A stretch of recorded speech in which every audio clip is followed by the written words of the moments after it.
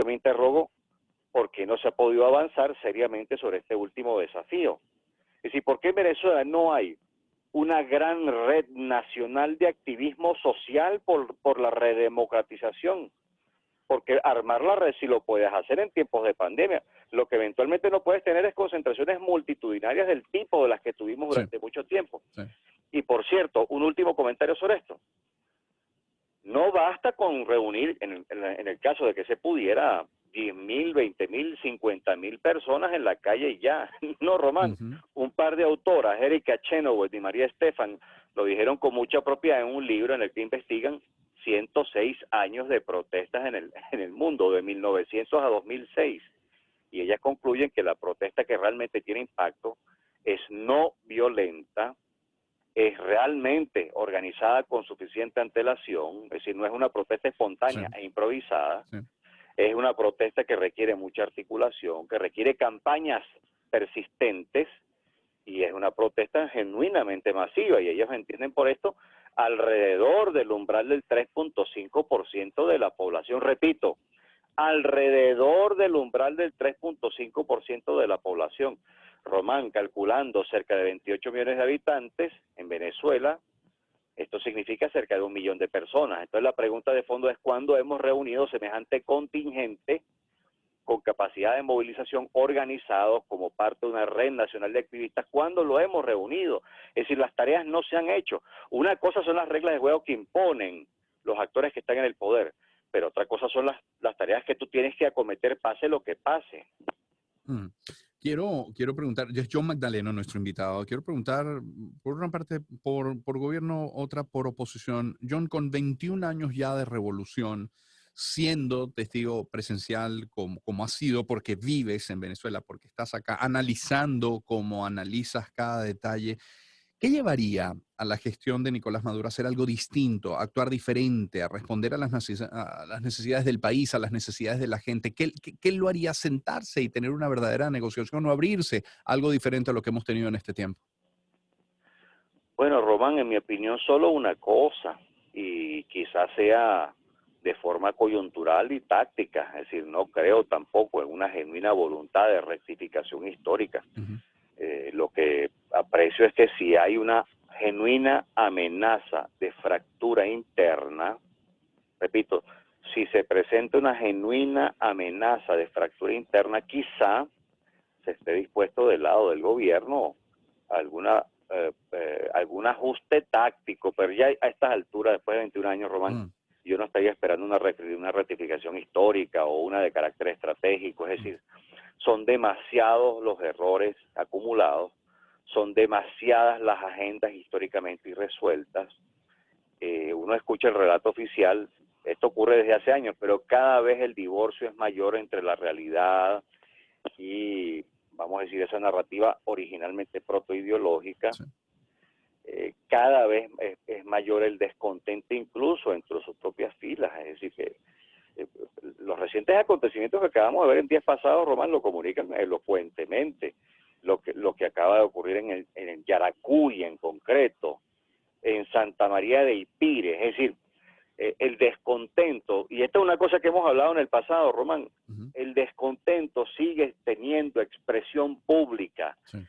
El descontento se traduce en una expresión colectiva del malestar, es decir, una cosa es que tú estés muy molesto y lo manifiestes en tu casa, y otra cosa muy distinta es que lo comuniques públicamente e incluso en tiempos de pandemia en la calle. Porque, por cierto, no es cierto que con la pandemia se han reducido las protestas. No es cierto. Revisen ustedes los informes que mensualmente Así es. presenta el Observatorio Venezolano de Conflictividad Social. Tras la pandemia, es mucho mayor el número de protestas que justo antes de la pandemia este año. 25 protestas diarias en agosto, ¿no? Así es, amigo. Entonces, ¿tú te acuerdas de aquella conversación que teníamos en donde ella decía, aquí queda todavía will to fight? Así Es es. decir, aquí queda mucha voluntad de lucha, aquí queda mucha disposición para dar una pelea, un Sí. combate serio por la redemocratización. Bueno, yo sigo viendo esto.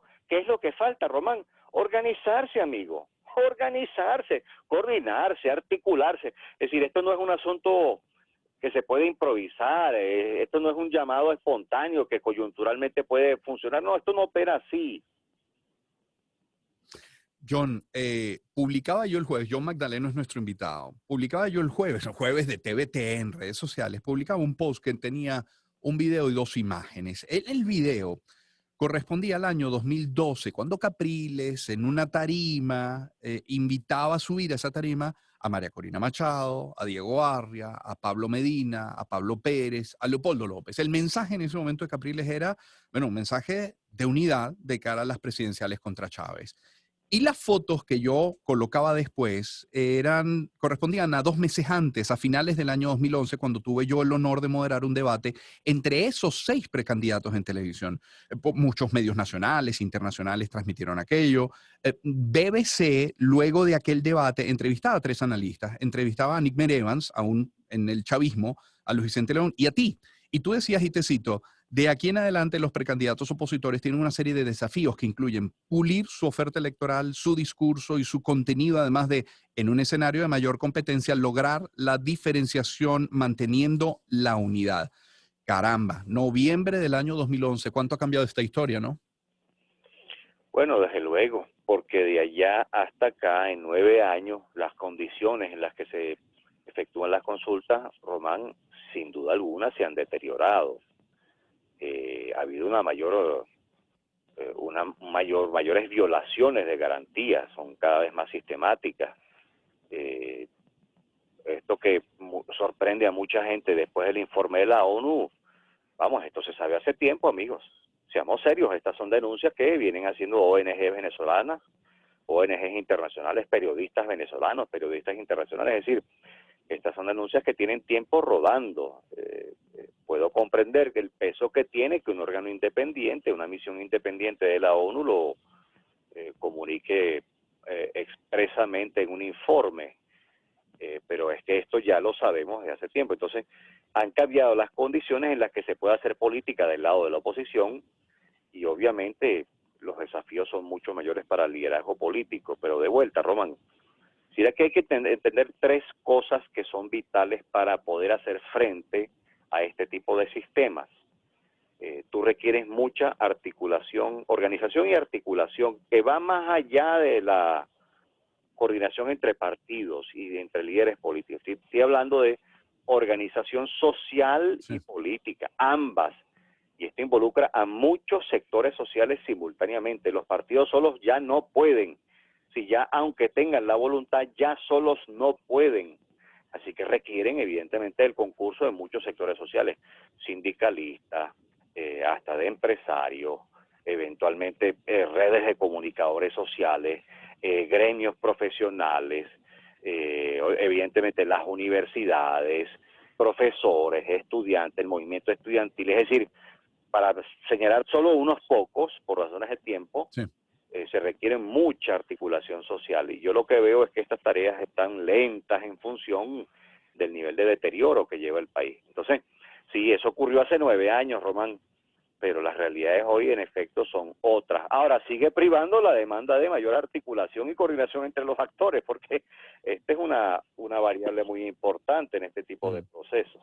Claro. Y John, para terminar, ya que hablas del informe de la misión independiente, este es un informe que conocido hace un par de semanas, hace 2 miércoles, claro que arrancó titulares, que además pone en blanco y negro los temores de años, describió horrores que, como has dicho, ya han sido denunciados, pero el informe por sí solo, este informe de la misión, ¿es capaz de cambiar realidades o hay que tener cuidado con la expectativa que algunos puedan estar haciendo o que giren en torno al informe? Mira, Román, en mi opinión el informe es muy importante porque desnuda, visibiliza una realidad que ya no es solo una denuncia de ONGs y de periodistas, sino que ahora está en boca de una misión que fue precisamente encargada de tal cosa por parte de la Organización de las Naciones Unidas. Entiendo yo que ese informe, yo no soy experto en la materia, pero entiendo yo que ese informe va a llegar al Consejo de Derechos Humanos y eso se va a discutir allí. Entonces, ciertamente el informe tiene peso, pero es que en estos procesos una sola variable no se puede pretender que tenga el efecto de, vamos a decir, la única disparadora. Es decir, estos procesos, me refiero a los procesos de redemocratización, son el resultado de un encadenamiento de múltiples factores y variables, múltiples. Esto puede contribuir, me parece que las limitaciones financieras del Estado también podrían contribuir, el creciente malestar y la disposición de lucha que todavía hay entre los venezolanos puede contribuir, pero falta, Román, insisto, organización y coordinación estratégica. Sí. Falta eso, esa pieza es vital.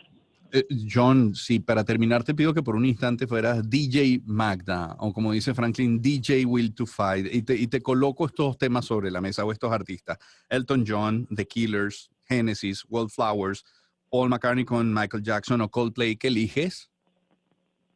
Caray, sin duda Genesis y Michael Jackson. Abrazo, John, gracias. Un abrazo, amigo, cuídate.